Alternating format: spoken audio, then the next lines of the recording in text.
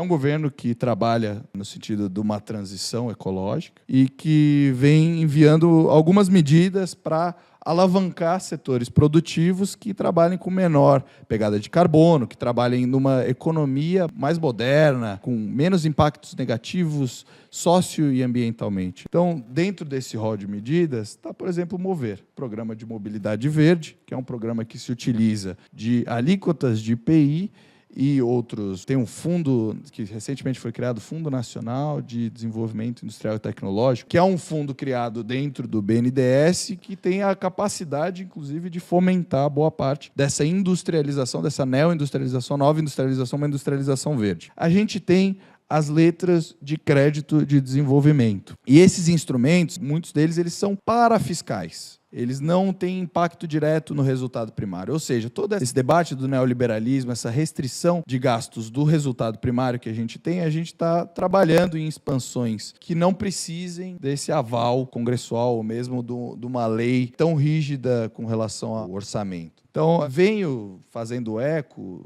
de que, nesse momento, precisamos trabalhar mais questões de financiamento, justamente, do nosso modelo de desenvolvimento, né? A gente tem um atual governo que, em diversos indicadores sociais, tem avançado muito. A gente tem taxa de desemprego caindo, a gente tem inflação caindo, a gente tem renda do povo trabalhador subindo, a gente tem gerações de postos de trabalho em magnitudes muito grandes, 2,5 milhões de novos empregos criados, formais.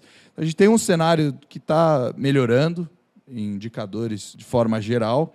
Contudo, ainda há uma dificuldade de se mudar o paradigma de desenvolvimento do Estado brasileiro. Que não seja só o crescimento econômico, mas que seja, inclusive, a disputa entre setores econômicos e o avanço num projeto de industrialização que leve, de fato, o país a ocupar outro espaço na divisão internacional do trabalho. Acho que essa é a grande dificuldade que a gente tem hoje. Claro, as entregas imediatas, que são essas de melhoria das condições sociais, estão sendo feitas, têm dado bons resultados, contudo, uma visão de médio e longo prazo ainda é uma dificuldade. Principalmente porque o plano da nova industrialização ainda precisa ser harmonizado, de fato, com o programa de aceleração do crescimento e com o rol de medidas que estão sendo colocadas ali para o Congresso, ou mesmo na tramitação dessa transformação, dessa transição ecológica. Coloco aqui outros, como o próprio mercado de carbono, a lei dos combustíveis do futuro, que é uma lei muito interessante, que é gestada dentro da Petrobras, para colocar um diesel de menor impacto ecológico, para a gente também trabalhar outras rotas de propulsão dos veículos, ou mesmo de, enfim, transformações de